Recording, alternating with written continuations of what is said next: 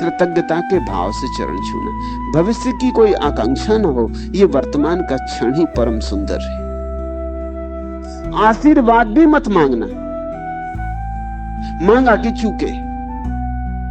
अगर नहीं मांगा तो आशीर्वाद मिलता है, तुम थोड़े हैरान होगे। तुमने अगर आशीर्वाद मांगा और कहा संत से कि मेरे सिर पे हाथ रख के आशीर्वाद देने, किस बात के लिए आशीर्वाद मांगते? संत की मौजूदगी काफी आशीर्वाद नहीं है? और क्या आशीर्वाद मांगते हो? फिर आशीर्वाद में वासना आ गई पीछे से सरक के, कि उम्र लंबी हो जाए, कि बीमारी छूट जाए, कि लड़के की शादी हो जाए, कि मकान बन जाए, कि स्वर्ग में जगह मिल जाए, कि नरक न जाना पड़े। आशीर्वाद दे दो, आगे का हिसाब करने लगे। ये वर्तमान के क्षण से चूक गए। ये जो परम क्षण था, इस क्षण में जो डुबकी लग सकती थी, इस शांत मनुष्य के साथ थोड़ी देर एक होने का जो मौका मिला था, वंचित हो गए। तुम आगे भाग निकले, तुमने कहा आशीर्वाद दो। तुम भविष्य को ले आए, भविष्य को लाए कि वर्तमान से चूके। संत की मौजूदगी आशीर्वाद है, मांगना नहीं पड़ता। जो मांगता है वो चूक जाता है, जो नहीं मांगता उससे मिलता है, मिलता ही है। संत के पास बैठे कि मिल ही गया। फूल के पास से गुजरोगे तो नासापुटों में गंध भरी जाएगी, और रोशनी के पास से गुजरोगे तो आंखों में किरणें चमकेंगी।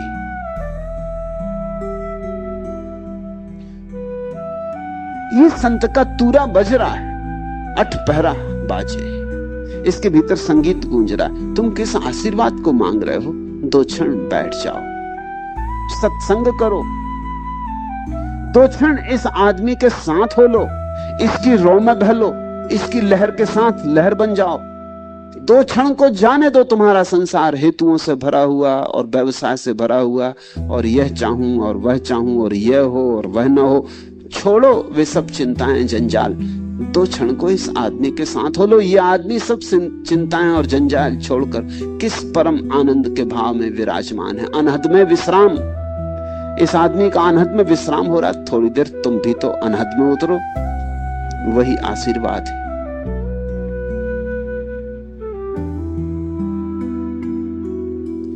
मौन प्रार्थनाएं जल्दी पहुंचती हैं ईश्वर तक, क्योंकि मुक्त होती हैं वे शब्दों के बोझ से। हेतु की तो बात ही छोड़ दो, हेतु तो बड़ा भारी पत्थर बांध दिया तुमने छाती पर। अब ये पक्षी उड़ न पाएगा प्रार्थना का। शब्द तक भारी हो जाते। असली प्रार्थनाएं तो हेतु से मुक्त ही नहीं होती, शब्दों से भी मुक्त होती। वासना से तो मुक्त होती ही है, वचन से भी मुक्त होती, वाणी से भी मुक्त होती। संत के पास बैठो, आंसू आ जाएं तुम्हारी आंख में, समझ में आता है। कि गदगद होकर डोलने लगो, समझ में आता है। नाचने लगो, समझ में आता है। मगर क्या बोलने को है, क्या कहने को है? सुनने को भला हो, कहने को तो कुछ भी नहीं। इसलिए जो वास्तविक प्रार्थनाएं हैं वे परमात्मा को सुनती हैं, परमात्मा से बोलती नहीं। मंदिर में कभी गए, मस्जिद में कभी गए, बैठ गए, परमात्मा को मौका दो बोलने का। वहां भी तुम अपनी बकवास लगाए हुए, वहां भी तुमने खोल लिए अपने खाते बही, वहां भी तुम अपने हेतु और संसार को ले आए। वहां तो कम से कम चुप हो जाओ, गहन निस्तब्ध सुनो। परमात्मा अगर बोले तो सुनो, अगर परमात्मा चुप रहे तो उसकी चुप्पी को सुनो। और जो परमात्मा के साथ करते हो वही संत के साथ करो, क्योंकि संत और क्या है? संत तो मिट गया, अपनी तरफ से तो समाप्त हो गया है, अपनी तरफ से तो नहीं बचा है। यही तो संत का अर्थ है। संत का अर्थ होता है जो स्वयं तो मिट गया और अब सत्य ही बचा। सत्य ही बचा, वही संत। संत शब्द बड़ा प्यारा है। सत्य से निर्मित हुआ है, जो अपने तो अंत पर आ गया, जिसने अपने को तो समाप्त कर डाला, जिसका मैं भाव तो गया और अब केवल सत भाव सत्ता मात्र बची। संत तो जीता जागता मंदिर है, चलता फिरता परमात्मा है। शायद तुम वृक्षों में न देख पाओ, अभी तुम्हारी आंखें इतनी योग्य नहीं। फूलों में न देख पाओ क्योंकि तुम्हारी आंखें अभी इतनी योग्य नहीं। चांद तारों में न देख पाओ, नदी पहाड़ों में न देख पाओ क्योंकि वो भाषा तुमने सीखी नहीं।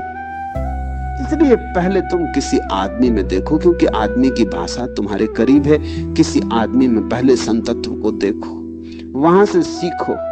धीरे धीरे भाषा आ जाएगी तो फिर तो तुम्हें सब तरफ दिखाई पड़ने लगेगा।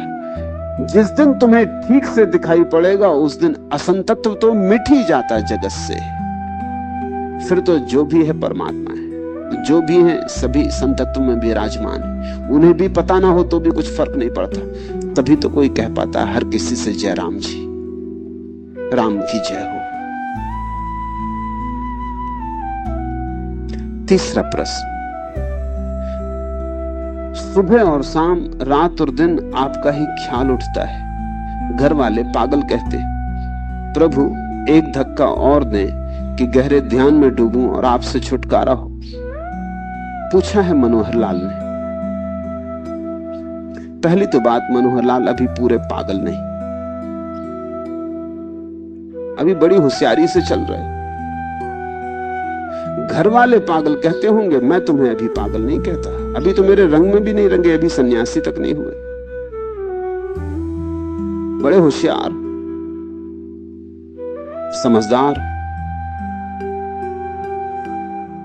घर वालों ने जरा जल्दी पागल कहना शुरू कर दिया। घर वालों की समझ भी कितनी। अभी तुम कुनकुने हो, घर वाले कह रहे हैं उबलने लगे।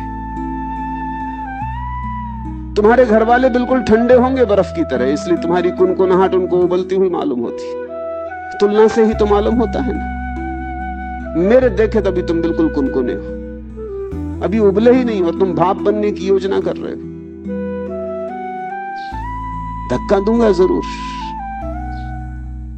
लेकिन थोड़ा और पागलपन बढ़ने दो।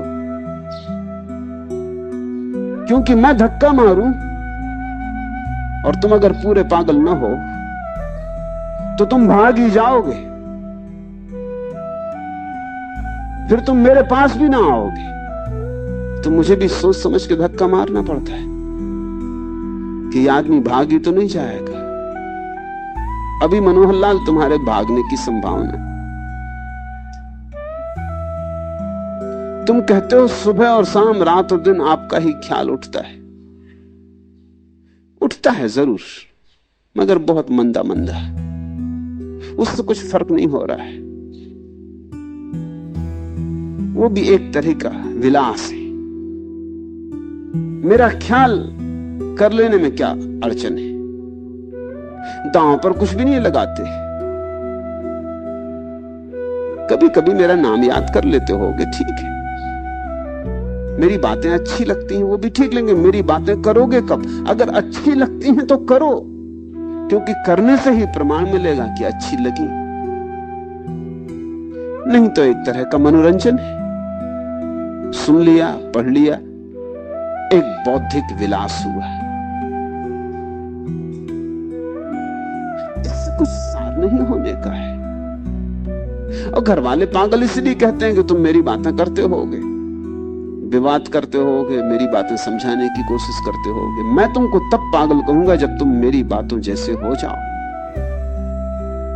समझाने ममझाने की बात नहीं, किसको कौन समझा पाया?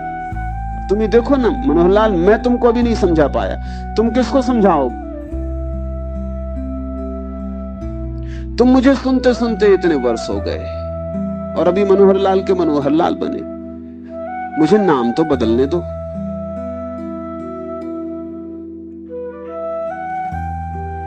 पागल ही होना है तो कम से कम गैरिक वस्त्रों से शुरुआत करो। इससे थोड़ा प्रमाण मिलेगा कि हुए पागल। इससे शुरुआत होगी। पूछते हो सुबह शाम रात दिन आपका ख्याल उठता है, घर वाले पागल कहते। घर वाले तो जब भी तुम जरा अन्यथा होने लगोगे पागल कहना शुरू कर देते। वो उनकी तरकीब है तुम्हें और आगे न जाने देने की, वो तुम्हारे रास्ते में पत्थर लगाने की तरकीब है। क्योंकि आदमी दुनिया में अगर किसी चीज से बहुत डरता तो वो पागल होने से डरता है। और सब ठीक मगर कम से कम पागल तो ना हो जाऊं। वो तुम्हें डरा रहे हैं। घर वाले यानी कौन? जहां तक घरवाली, और मनोहर लाल की घरवाली भी यहां मौजूद है। इसलिए तुम घरवाले कह रहे हो, लेकिन जहां तक मेरी समझ है घरवाली। पत्नियां बहुत डरी रहती हैं कि पति कहीं जरा सीमा के बाहर न चले जाएं। उनको बड़ा भय बना रहता है, क्योंकि पत्नियों को सारी चिंता सुरक्षा की रहती। कहीं और जरा आगे गए पता नहीं और क्या कर गुजरे, भाग ही जाएं, छोड़ दें, बच्चे का क्या हो, मेरा क्या हो, घर द्वार का क्या हो। और ऐसा नहीं है कि पत्नियां ही डरती हैं। अगर पत्नियां बहुत ज्यादा रस लेने लगती हैं परमात्मा में तो पति डरने लगते हैं। तो पति बाधा डालने लगते हैं। पति तो बाधा डालते हैं वो बहुत स्थूल प्रकार की होती है कि सिर तोड़ दूंगा, टांग तोड़ दूंगा अगर यहां से गई। वो स्थूल प्रकार की होती है, स्थूल बुद्धि होती है पतियों की। मेरे पास स्त्रियां आती, वो कहते हैं पति ने कह दिया कि अब अगर गई तो टांग तोड़ देंगे। पत्नियां तुम्हारी टांग तो नहीं तोड़ सकती, वो तरकीब सूक्ष्म उपयोग करती। वो कहती पागल हो रहे, पागल हो जाओगे। वो तुमको घबराती, वो मनोवैज्ञानिक भय पैदा करती। टांग नहीं तोड़ती, वो तुम्हारी आत्मा ही तोड़ देती। पत्नियां ज्यादा सूक्ष्म, ज्यादा होशियार, वो तुम्हें भयभीत किए रखती। फिर ये एक भय स्वाभाविक है। पति पत्नी के बीच एक लगाव है, एक गहरा संबंध है। जैसे ही उन दो में से, जोड़े में से कोई एक किसी गुरु में उत्सुक हो जाए तो एक नया लगाव पैदा होता है जो पुराने लगाव से भी ज्यादा मजबूत है। वो बड़ी घबराने की बात है। तुम्हारी पत्नी, तुम किसी दूसरी स्त्री से भी थोड़े संबंधित हो जाओ तो भी इतनी न घबराएगी, क्योंकि आखिर स्त्री स्त्री निपट लेंगे। लेकिन तुम किसी गुरु से संबंधित होने लगो तो बहुत घबराहट पैदा होती है कि ये मामला हाथ के बाहर जा रहा है, निपटने के बाहर जा रहा है। और जब तुम किसी गुरु में उत्सुक होने शुरू हो जाते हो तो तुम्हारे सारे प्राण खींचते हैं जैसे चुंबक खींच रहा हो। तो पत्नी बेचैन हो जाए स्वाभाविक, क्योंकि कल तक तुमने उसी को चुंबक जाना था, आज तुमने एक नया चुंबक खोज लिया और बड़ा शक्तिशाली चुंबक खोज लिया। अब पत्नी गौण मालूम होती है, पत्नी को छोड़ के भी जा सकते हो, ऐसी हालत आ गई। या पति को छोड़ के पत्नी जा सकती, ऐसी हालत आ गई। तो सारा भयाक्रांत हो जाता है मन। उस भयाक्रांत मन के द्वारा ये सब आयोजन किए जाते हैं। वो समझाएगी कि तुम पागल हो गए, पति समझाएगा कि तेरा दिमाग खराब हो गया, तुझे समझ नहीं है कुछ। स्त्रियां भोली भाली होती, किसके सम्मोहन में पड़ गई।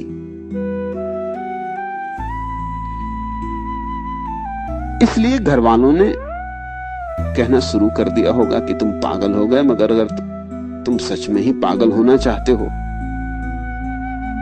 तो उनसे कह देना कि सौभाग्य मेरा। तो उनसे कह देना कि अब तुम भी हो जाओ, और कुछ प्रमाण दो कि उनका भी, आखिर बेचारे इतना कहते हैं कि तुम पागल हो गए, तुम प्रमाण ही नहीं देते कुछ। आखिर उनका मन भी तो दुखता होगा कि हम कहीं चले जाते हैं और ये कोई प्रमाण ही नहीं देते। मनोहर लाल ही बने हुए। तुम कुछ प्रमाण दो। इस बार लौट के जब जाओ जलंधर तो गैरिक वस्त्रों में पहुंच जाओ। कहना भाई आप सब कहते थे कि पागल हो गए, तो मैंने सोचा कब तक आपकी बात झुटलानी, अब हो गया। और धीरे धीरे इसमें आगे बढ़ो, धक्का भी लगेगा, मगर पहले तुम इतना तो दिखाओ कि तुम धक्का सह सकोगे। कपड़ों से शुरू करो, तब आत्मा में धक्का लगे। आबासा से शुरू करो। एकदम गहरे सागर में उतर जाने की मत सोचो, पहले किनारे पर थोड़े उथले में तैरना सीख लो।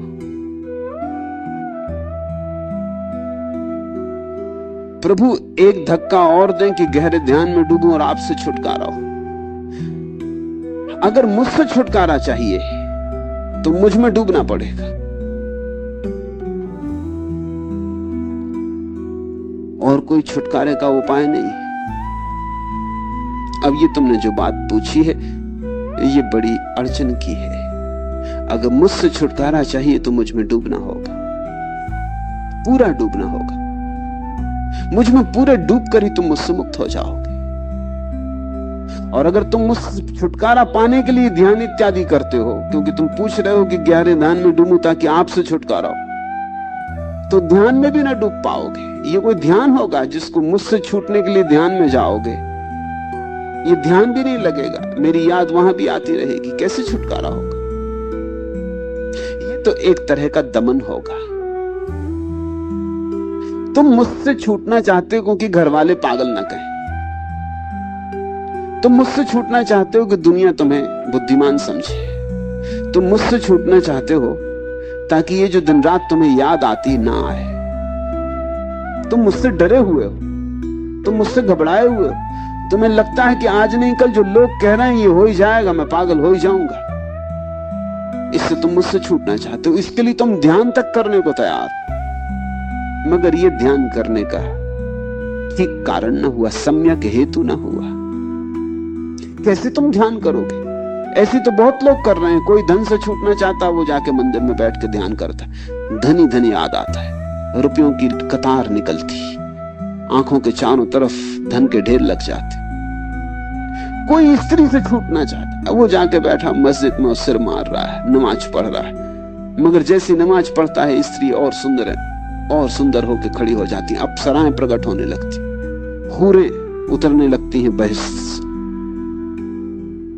तुम्हारे ऋषि मुनियों की सारी कथाएं इसी से भरी हैं। अप्सराएं चली आ रही, आकाश से उतरती, घूंगर बजाती। क्या मामला है? स्त्रियों से छूटने गए थे। अगर तुम मुझसे छूटने के लिए ध्यान में गए तो मैं तुम्हें घेर लूंगा बुरी तरह से, सब तरफ से। फिर मैं ही याद आऊंगा। फिर ध्यान में तुम बिल्कुल पगलाने लगोगे। अगर मुझसे सच में मुक्त होना हो तो एक ही उपाय है, मुझ में डूब जाओ। डूबते ही मुक्ति है, क्योंकि फिर क्या मुक्त होना? ये भागने की चेष्टा क्या? भाग के जाओगे कहां? अब जाना हो भी नहीं सकता। उस जगह के तो पार आ गए हो मनोहर लाल, जहां से भाग सकते थे। आगे ना जाओ तो अटके रह जाओगे। नीम पागल की हालत बड़ी खराब हालत है। या तो पूरे पागल हो जाओ या पूरे गैर पागल हो जाओ, मगर नीम पागल की हालत बड़ी खराब हालत है। अब तुम्हारी हालत नीम पागल की। कुछ तो पूर्णता करो, या इस तरफ या उस तरफ, बीच में मत अटको। या इस किनारे या उस किनारे, मझधार में मत खड़े रहो। फिर इतना घबराहट क्या है? मैं तुमसे क्या छीन लूंगा? तुम्हारे पास है क्या जिसको बचाने के लिए तुम मुझसे छूटना चाहते हो? ये कौन है जो बचना चाहता है? ये तुम्हारा अहंकार ही होगा जो बचना चाहता है। इसको बचा के क्या करोगे? इसी के साथ तो जन्मों जन्मों से चल रहे हो। बचा बचा के भी मिला क्या है? एक मौका मिला है तुम्हें कि अपने अहंकार को कहीं जाके डुबा सकते हो। ये गहराई तुम्हारे सामने खड़ी है। एक डुबकी लगा के देखो, तुम तो बचोगे, अहंकार चला जाएगा। तुम जैसे नहीं बचोगे, तुम परमात्मा जैसे बचोगे। बाहर आओगे तुम पाओगे निकल गया सब रंग रोगन जो ऊपर से चिपकाया हुआ था। बह गए वे रंग, बचा असली रूप स्वरूप।